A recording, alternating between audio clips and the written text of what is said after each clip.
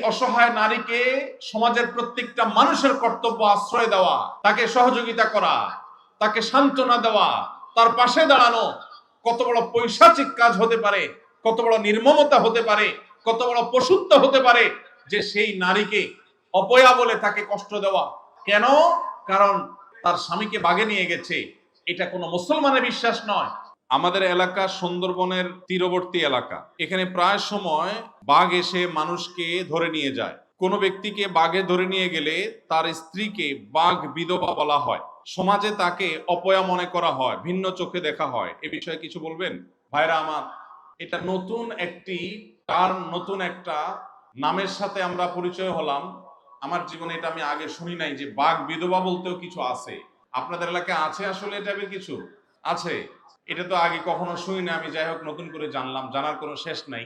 যেহেতু মাহফিল স্থলের খুব কাছেই সুন্দরবন, খালের অপর প্রান্তেই সুন্দরবন, অতএব বাঘ আপনাদের এলাকায় অনেক সময় ঢুকে পড়ে, হামলা করে গরু ছাগলের উপরে, মানুষের উপরে। কোনো মানুষকে যদি বাঘ হাবা দিয়ে ধরে নিয়ে যায় বা মেরে ফেলে, তার স্ত্রীকে বাঘ বিধবা বলুক আর অন্য যে কোনো নাম বলুক, যদি তার স্ত্রীকে অপয়া মনে করা হয়, যদি মনে করা হয় কুফা, সে মানুষ ভালো না, সেজন্য তার স্বামীকে বাঘে খেয়ে ফেলছে, এরকম যদি কেউ মনে করে, তাহলে সে কবিরা গুনায় লিপ্ত।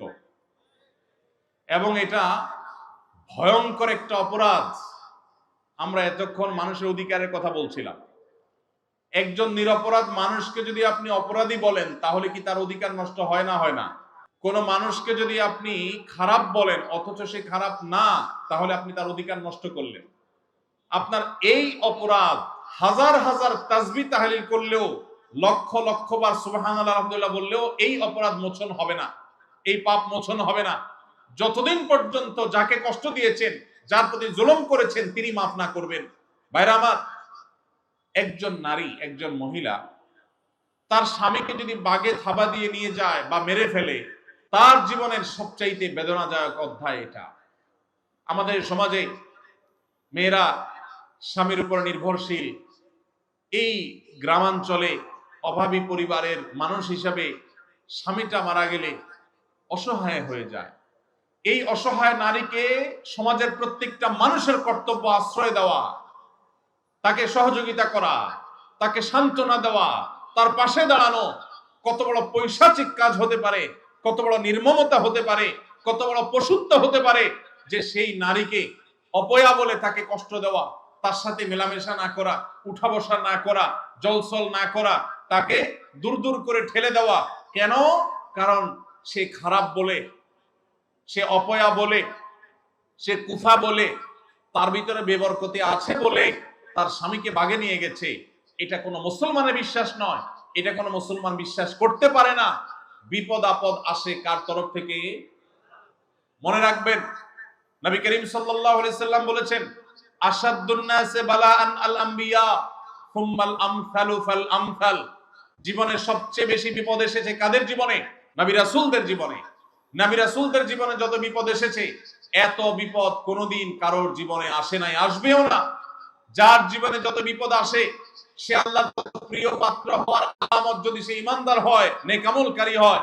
কারণ নবী করিম সাল্লাল্লাহু আলাইহি ওয়াসাল্লামের আরেকটি হাদিস আছে, সুনানে তিরমিজিতে বর্ণিত হয়েছে, তিনি বলেছেন, ইন্নাল্লাহা ইযা আহাব্বা কওমান ইবতালাহুম। আল্লাহ কাউকে ভালোবাসলে বোঝার উপায় কি? যাকে ভালোবাসে তাকে পরীক্ষা নেয়। আপনারা এই অঞ্চলের মানুষ, আমি জানি নানান পরীক্ষার মধ্য দিয়ে আপনাদের জীবন পার করতে হয়, নানান কষ্ট আপনাদেরকে সহ্য করতে হয়। একদিকে যেমন বাঘের থাবা, আরেক দিকে মানুষের থাবা, নানামুখী জুলুমের শিকার আপনাদের হতে হয়েছে, আমি জানি।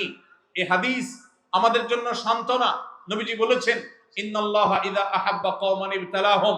আল্লাহ যখন কোন সম্প্রদায়ের মানুষকে, কোন এলাকার মানুষকে, কোন জাতিকে আল্লাহ যখন ভালোবাসেন, তখন তাদেরকে পরীক্ষায় ফেলেন। এই পরীক্ষায় তারা উত্তীর্ণ হতে পারে কিনা, এটাই তাদের জন্য বড় চ্যালেঞ্জের বিষয়। অতএব যেই নারী স্বামী হারা হয়েছেন, যার স্বামীকে বাঘে খেয়ে ফেলেছে, মেরে ফেলেছে, নিয়ে গেছে, এই নারী যদি ঈমানদার নেক আমলকারী হয়, তাহলে পরীক্ষায় তিনি অবতীর্ণ হলেন। এই পরীক্ষা অবতীর্ণ হওয়ার মধ্য দিয়ে তিনি আল্লাহর প্রিয় পাত্র হওয়ার সম্ভাবনাকে জিয়ে রাখলেন। সব ক্ষেত্রে এটা জরুরি না যে বিপদ আসলে তিনি আল্লাহর প্রিয় পাত্র হবেন। অনেক খারাপ মানুষের জীবনে বিপদ আসে, কিন্তু বিপদ আসছে দেখে তাকে খারাপ মনে করা, এটা কুসংস্কার।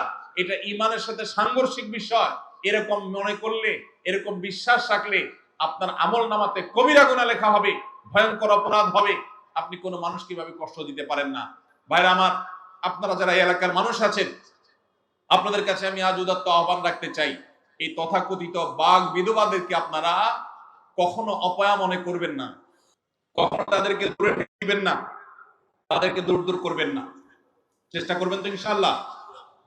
এই নারীদেরকে সম্ভব হলে সান্ত্বনা দিবেন, সম্ভব হলে তাদেরকে আশ্রয় দিবেন, তাদেরকে আপন করে নেবেন, তাদেরকে বুঝাবেন আমাদের সমাজে শুধুমাত্র এই বাঘ বিধবাই নয়, অনেক নারীরা আছে যারা তাদের স্বামী কোনোভাবে মারা গেলে মনে করা হয় এই মহিলা ভালো মানুষ না, কেন তার স্বামী মারা গেল।